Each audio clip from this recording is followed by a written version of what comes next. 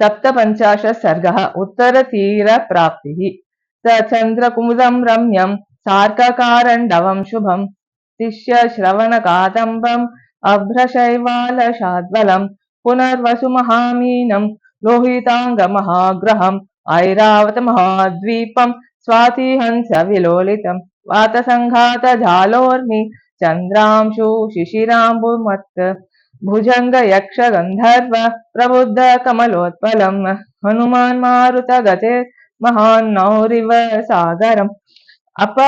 अपारम अपरिश्रान्तः पुप्लुवे गगनार्णवम् ग्रसमान इवाकाशं तारादीपमिवोल्लिकन् हरन्निव सनक्षत्रं गगनं सार्कमण्डलं मारुतस्यात्मज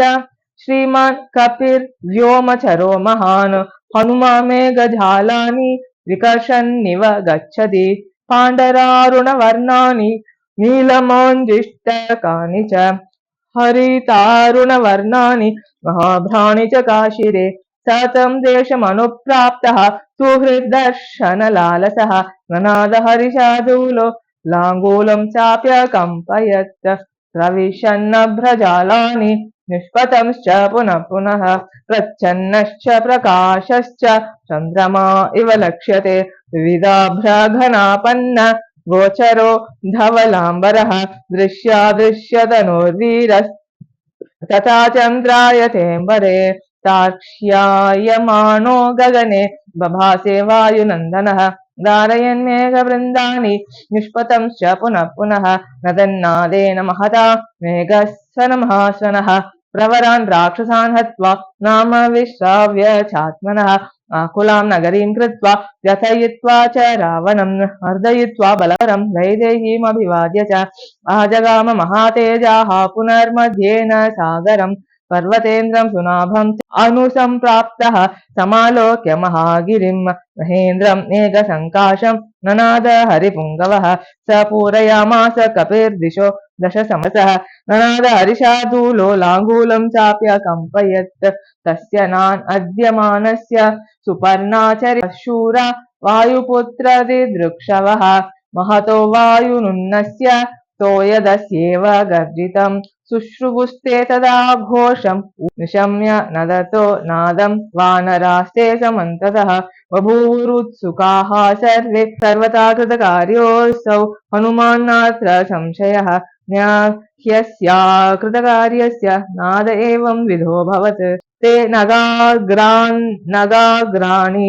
शिखराणि च प्रहृष्टाः समपद्यन्त हनुमन्तं दिदृशांसीव प्रशाखाश्च समाविद्यन्त वानराः गिरिगह्वर संलीनो यथा गर्जति मारुतः एवं जगर्ज बलसङ्काशम् आपतन्तं महाकविं दृष्ट्वा ते वानराः सर्वे तस्तुः प्राञ्जलयस्तदा तदस्तु वेगवांस्तस्य गिरेर्गिरिनिभाः कविः निपपात महेन्द्रस्य शिखरे पादपाकुले हर्षेणापूर्यमाणोऽसौ रम्ये पर्वत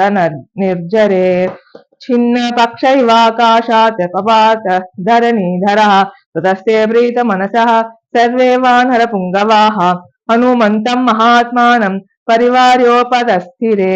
परिवार्य च ते सर्वे परां प्रीतिमुपागताः प्रहृष्टवदना सर्वे तमरोगमुपागतम् उपायनानि चादाय मूलानि च फलानि च प्रत्यर्चयन् हरिश्रेष्ठं हरयो मारुतात्मजम् हनुमांस्तु गुरून् वृद्धान् जाम्बवत् प्रमुखान् सदा कुमारमङ्गदं चैव सोऽवन्दत महाकविः स ताभ्यां पूजितः पूज्य कपिभिश्च प्रसादितः दृष्टा सीतेति विक्रान्तः संक्षेपेण न्यवेदयत् निःसाद च हस्तेन गृहीत्वा वालिनः सुतम् रमणीये वनोद्देशे महेन्द्रस्य गिरेस्तदा हनुमान् अब्रवीद्दृष्टस्तदा तान् वानरर्षभान् अशोकवनिका संस्था दृष्टा सा जनकात्मजा रक्ष्यमाणा सुघोराभिः राक्षसीभिरनिन्दिता एकवेणीधरा बाला रामदर्शनलालसा उपवास परिश्रान्ता जटिला मलिना कृशा ततो दृष्टेति वचनं महातम् अमृतोपमं निशम्य मारुतेः सर्वे मुदिता वानराभवन् क्ष्वेलन्त्यन्ये नदन्त्यन्ये गर्जन्त्यन्ये महाबलाः चक्रुः किलिकिलामन्ये प्रतिगर्जन्ते चापरे केचिदुच्छ्रितलाङ्गूला प्रहृष्टा कविकुञ्जराः अञ्चितायतदीर्घाणि लाङ्गूलानि प्रविव्यधुः अपरे च हनुमन्तं वानरावारणोपमम् आप्लुत्य गिरिशृङ्गेभ्यः